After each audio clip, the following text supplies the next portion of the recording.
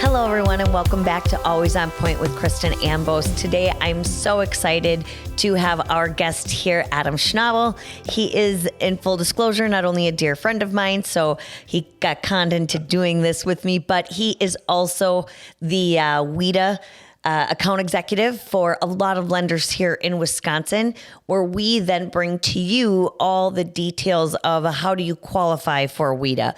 Just so you all know, WHEDA is our state grant program. So it stands for Wisconsin Housing Economic Development Association. Authority. Shoot. Well, it was close. It was close. So anyway, thank you to Adam for filling me in on this. There's a lot of acronyms in our industry. There's a ton. Gotta give there it a should be a break, manual. Right? So I'm so excited to have you here. Adam, tell us a little bit about your background at WHEDA and exactly what you do. Yeah. So I've been in the industry now, 15 years. Long time. For my age, that's a long time. That's like just under half my lifetime. Yeah. So that I'm been alive. But at WHEDA, I am like Kristen said, the account executive. My territory is central and northern Wisconsin. Yep. So, but my history in this area of the state goes back quite some time. So I kind of gallivant over here once in a while. Right. I've been a lender and I've been the processor, been in title, and just have been involved with WHEDA from even the closing side to the origination side, the processing. And it made sense when I went over to WHEDA to now I work for WHEDA and versus just originating it. Yes, it absolutely made sense. So in full disclosure, for all of you who maybe are aware, aren't aware, Adam and I used to work at another company together. Yep. And then Adam worked on my team with me. And that was in the height of the mortgage, industry a couple of years back. And then as we all know, rates shot up and positions started to diminish. And he looked at me and he's like, hey, I've got this opportunity to go work for WHEDA. And it was one that I knew was such a perfect fit for you. And selfishly, if you couldn't work for me, then I totally understood you going to work for WHEDA. But part of the reason why is because while you worked on our team, you were the one that brought WHEDA back to us. I recall that, yeah. And MCC and all the things. And because unfortunately, for a little while, WHEDA got a bad rap. Yeah, it did have a bad, full disclosure, I mean, my job is to really go out and put a lot of those things to rest and really bring light to what WHEDA is today. That's part of what we do as an account executive. Right. And put some of those misnomers behind us. And a lot of that comes from just, being in the industry forever and maybe they had issues, 30 years ago, but things have changed since then. It's exactly what and now I'm a massive WHEDA advocate. Yes. So thank you so much, because you completely turned my mindset on that. But it's very similar for people who are listening, whether you're a realtor or consumer. It's the same thing with VA. Yeah. VA 30 years ago was something you never used as a lending benefit. And now it's phenomenal. So it just goes to show you that things can change for the better in loan programs. So don't ever just associate it. Look back into it and keep an open mind. Things change all the time in this industry. Sure do. We talk about all the, they're changing right now as we're recording this. Yes. I mean, it's constantly. And if you don't stay up on what's happening, you're already behind. 100%. You have to be so proactive in this industry. And we were even discussing it this morning when we met earlier, and on how that being proactive, if you're not proactive, you're 10 years behind in the blink of an eye. Absolutely. I mean, technology changes constantly. Yeah. And it impacts our roles, me being on the, HFA side, you as a lender. Yep. It's changing. And like you said, if you're not on top of what's going on, you are light years behind instantly. You are. So speaking of that, that's a good segue into if you're not up to date on it. So we want to really bring you some of the reasons why WHEDA is worth looking at for clients, because I don't know that I think consumers are being more and more educated as they're looking into things, especially the younger generation. Absolutely. Where they can find stuff online. But the glorious part of WHEDA is it doesn't have to be a first-time home buyer, correct? Correct. So does not have to be a first-time home buyer. That's actually amazing. one of the Yes. misnomers or miscommunications, I guess Yeah. you could say, is that you don't have to be that first-time home buyer. No. You can be that couple that's downsizing because their kids are gone, or maybe you're increasing the size, or you have a growing family and you just don't have that down payment, and or maybe you have the down payment and you're really just using it for the program benefits. There's multiple scenarios I could come up with where WHEDA would be the option for borrowers. 100%. So some of those, and I think it's important to talk about the misnomers today. Yes, on 100%. It, because then you educate yourself on understanding that. So not only is it almost a 0.5%, if not more, better interest rate for a lot of people. 100%. It also, we can use it for VA. Yeah, so you can use it. So there's 3 ways borrowers can really benefit from a reduced interest rate. So it's on our conventional program right now. Right. And hopefully we can make some changes to that in the future. But for right now, conventional is the space that borrowers can get the reduced rate. There's 3 ways. Being a first-time home buyer, which is probably the most thought of reason why somebody would use WHEDA, even though we do more than just first-time home buyer. That's really a misnomer. Yep. Is that we only do first-time home buyer, and that's not true. Not true. The second way borrowers can receive that reduced interest rate is being an eligible veteran. Yeah. So it's not a VA program, which means you're not using a VA appraisal. There's no funding fee. There's none of those VA requirements. Got it. They just need to have a DD 214, which to those that are listening, this is your discharge paperwork. Yeah. And it needs to show that you are honorably discharged. So pretty simple to meet. That's huge. Yeah. Absolutely huge. And they still get 100% financing, Yep. between our down payment assistance and the conventional side of things. So they're still being honored for being a veteran by getting a veteran benefit. Right. But they're getting conventional financing. So it's the best of both worlds. It's the best a lot of of both, yeah. a lot of people would say right now. 100%. Okay. And love it. The third way is by purchasing in a designated target area. So Yep. these are federally and state designated target areas. Yes. There's 15 whole counties in the state of Wisconsin. So anywhere they buy in those whole counties, they can be eligible to receive the reduced interest rate, whether they're a first-time home buyer or not.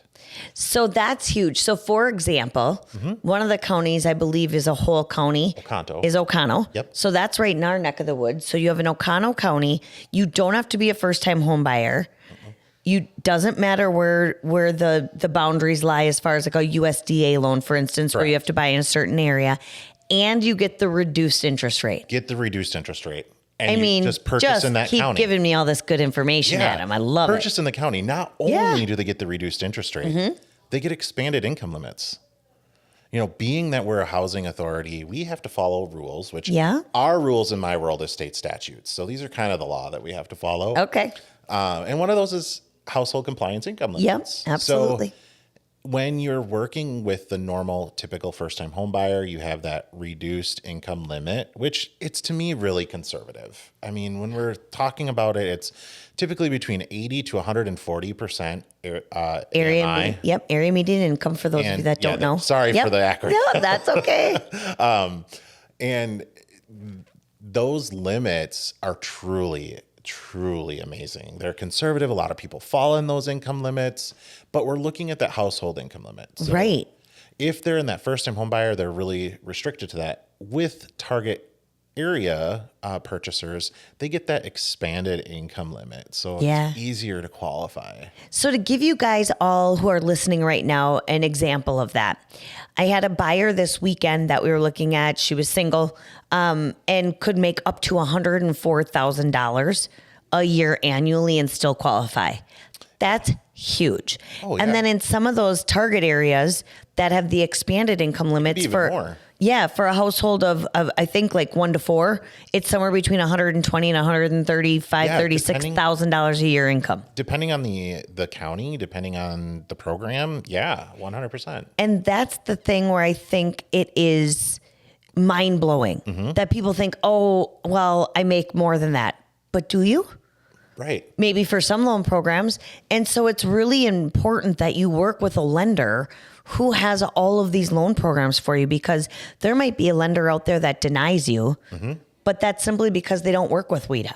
Right. And then now all of a sudden we can approve you because we do work with WHEDA and we have no overlays. We just go based off of your guidelines. Yeah. And that's a good point that you make because we work with 165 plus lenders throughout the state. So Yep. these are lenders that we require they have a brick and mortar within the state. So yes, they all have a physical location. Yep. But they're all banks, credit unions, mortgage banks. I mean, because we have all of these relationships, an experience that the borrower will vary depending on what lender they use. Yep. Because we allow lenders to put their own overlays. So just because, a borrower goes to, ABC Credit Union, they may be told that the minimum credit score, say, is 650. If they go to ABC Mortgage Bank, they may be told that the minimum credit score is 620. Right. So it could vary. And that's where some of the misconception, I think, comes into play is Yep. that because we allow lenders to have some flexibility, for their risk tolerance. Yep. That's where some of those misconceptions come from. And is it unfortunate sometimes, but we're giving our lenders that flexibility to accept the risk that they want. Yeah. And I think the bottom line to that is just don't always stop at one person because they told you no. Get that second opinion. Yeah. Because absolutely. that second opinion can really make a difference on your qualifying level. The other part that we were speaking with, as we were getting ready for today, the fact that if you can get a lower interest rate, you can get reduced private mortgage insurance. Private mortgage insurance, yep. That increases your ability to buy. And now maybe for the same payment, Yep. you can buy a 225 house instead of a 200. Yeah. That just gives you an example. But now it opened up your doors of what you're looking at with your realtor Right. to find out exactly what you can afford. And maybe you can buy just a slightly nicer house and the payment is no different for you. And you touched on some benefits there. And I think it's important, Yes. for consumers to, I will admit, I'll be maybe the first or second to admit that when we take part of a program, I kind of want to know what are the benefits of doing this. Oh, yeah. No matter what you're doing in your life, the benefits for WHEDA really are, to me, almost endless. Yes. Some of the biggest things, yes, reduced interest rate, which affects affordability. Affordability is key for WHEDA. Reduced mortgage insurance, like you just mentioned, another huge benefit. Reducing that mortgage insurance almost in half from 35% to 18% is huge. It's huge. So that might be instead of paying $60, $70 a month for insurance, mortgage insurance, or more, you're paying $30, $35 a month. I mean, now that's a whole, and to put it into layman's terms, every time you go up about $10,000 in purchase price, it costs you about $50 a month, just 50.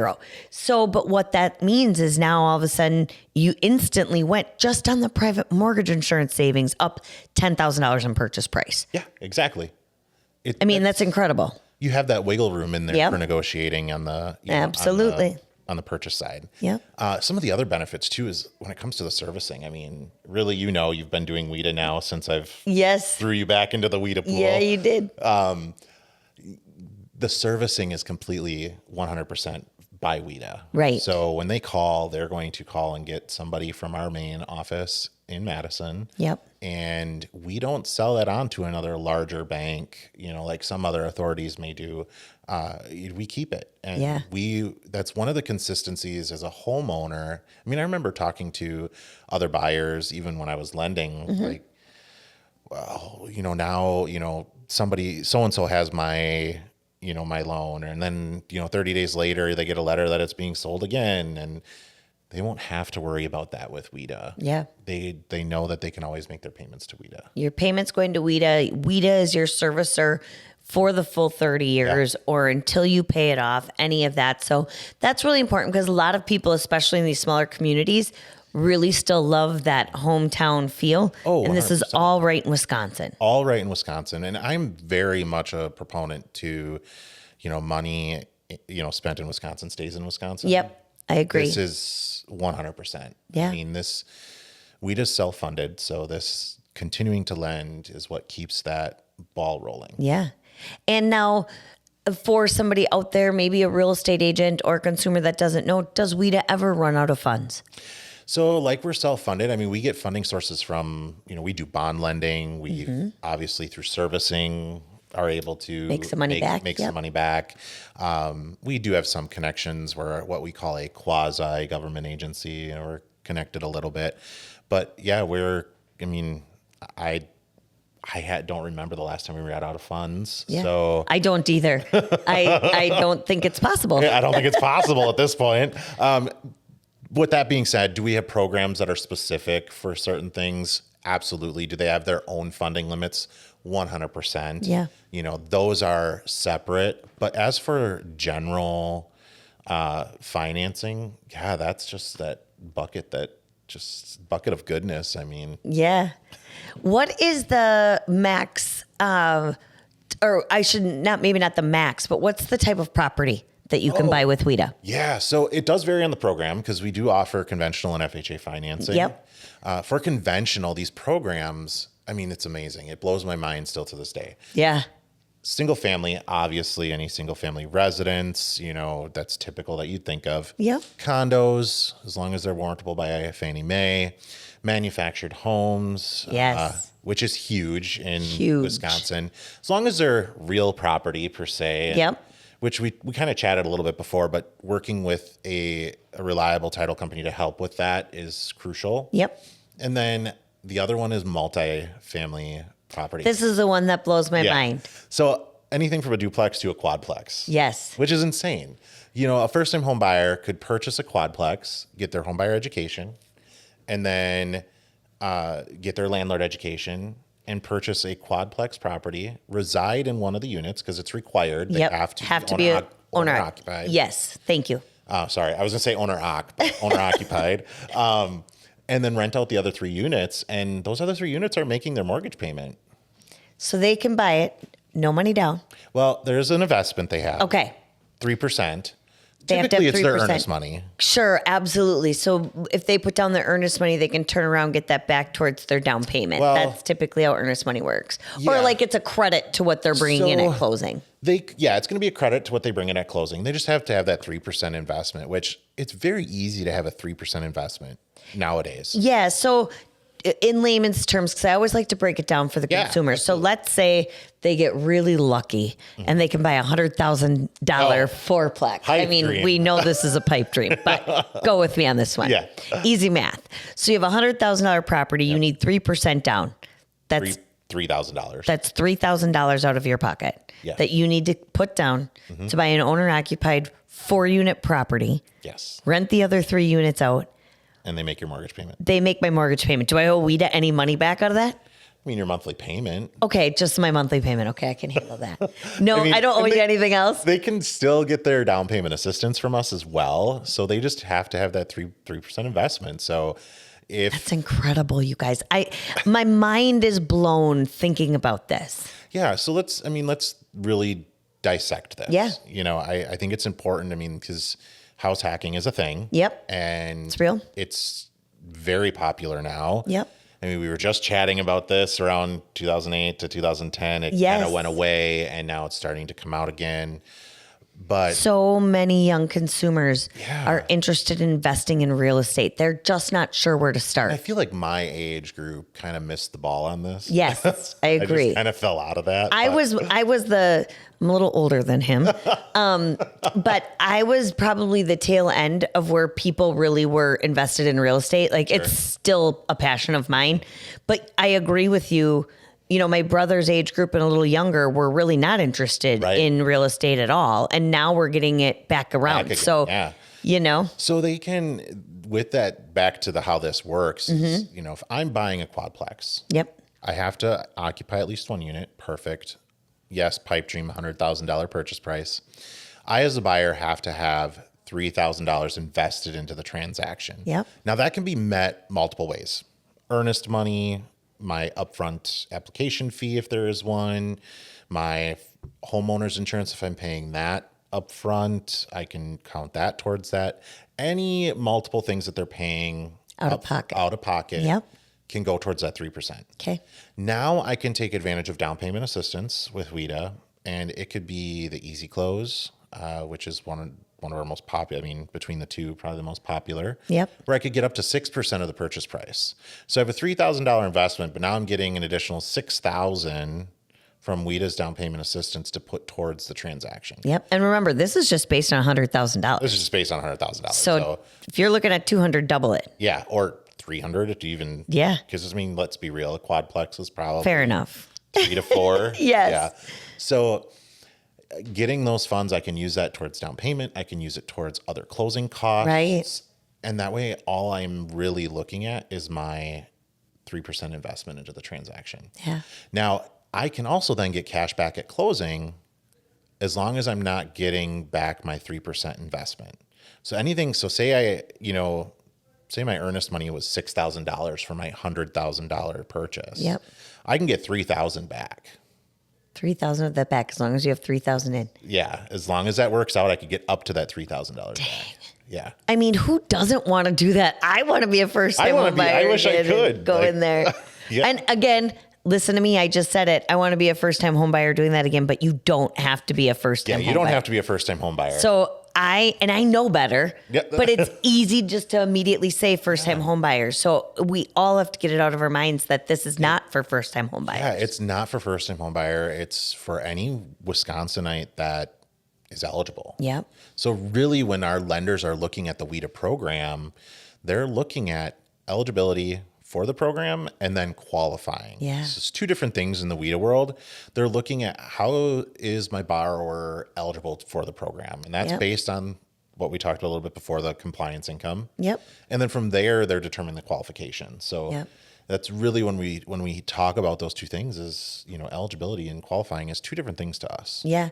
The other thing I want to note too that I think is so important with this is if I have a 650 credit score, I'm not hit any harder on my interest rate than if I had a 750 credit score. Yeah. So we have, I'm going to use an acronym, but I'll tell you what, I'll explain it for everyone, but we have no LLPAs, so low level pricing adjustments. So this means that, if I'm coming in with a 650 credit score, you're coming in with an 800 credit score, we're both using the same lender, we're both getting WHEDA programs, we're both getting the same interest rate as long as it hadn't adjusted between, the days we applied and right. But we're not penalizing borrowers for having a lower credit score or, there can be a LLPA for DTIs. I mean, so your LLPAs are basically saying, okay, you're a higher risk borrower. Yep. So we're going to charge you a little bit more in interest, whether it be 0.25% more, 0.5% more. Which doesn't make sense to me when we're talking about, I have a hard time conceptualizing that. Why are we penalizing? We're penalizing people that, in the interest rate. So your basic conforming loans will do that. WHEDA will not. Right. So again, you could have a 5%, 10% down payment and still maybe have a little bit of a lower credit score, but not be penalized on your interest rate. So another benefit as to why you should be looking at this program. Yeah. It's not just because you have no money down. You kind of led into the down payment part. I mean, even if we have a first-time home buyer I just did it myself. Yes, it's so easy to just assume that. But I'm buying a house with WHEDA. Yeah, buying a house with WHEDA. Even if they have a large gift or they're selling and they have their 20 plus down, that's perfectly fine. If they're eligible, they can put as much down as they can afford. They don't have to take the down payment assistance, or it's not just for borrowers that need down payment assistance. It's like any Wisconsinite. Yeah. That's how we need to start addressing it. This is a Wisconsinite program. And for those of you out there that are listening, it might be in other states. There is one in Illinois. There is one in Indiana. Most states have a program like this. And you can also use it with some other down payment assistance programs locally, such as like a NeighborWorks or an Appleton Housing Authority. Municipalities have their own programs. Yeah. So the main key here is working with a lender who has the program, who understands the program, and truly wants to do what's right by you as the consumer. Right. And not just putting you into a program that they might make a little bit more money on, but actually putting you in the right program for you and your financial future. The lender also needs to know where the resources are too. Yep. Because there will be questions. Absolutely. And you touched on it before. People now have knowledge on their phones right in front of them 24/7. they're coming in with educated questions. They are If you're not too. ready for them, they're going on to the next person. They are. So knowing where those resources are is crucial. Mm-hmm. So being that there are several account executives throughout the state, our lending partners have direct access to us Yes. to get information. Right. So there's no question that the lender can't answer. Maybe they say, you know what, let me call my WHEDA rep and I'll be right back with you. But we have direct access to that. We can do that. So, and always thank you so much for being available. Oh, yeah. Adam's amazing. There are times where I'm doing a pre-approval on a Saturday and I have a question on something and he'll answer me like that. So I try to. like all of us in the mortgage world and real estate world, does work on nights and weekends behind the scenes, but Yep. it's always awesome. Well, Adam, I can't thank you. Yeah. Your wealth of knowledge in this program is great, and I'm sure we will have you back again to break down even more of No it. problem. I look forward to another edition of Breaking Down WHEDA with you. Awesome. Thank you so much. For those of you who are looking for more information, please reach out. I'd love to give you the scope of what WHEDA is and how we can hopefully help you get into a WHEDA program. So for today, we will sign off here with Adam Schnabel from WHEDA.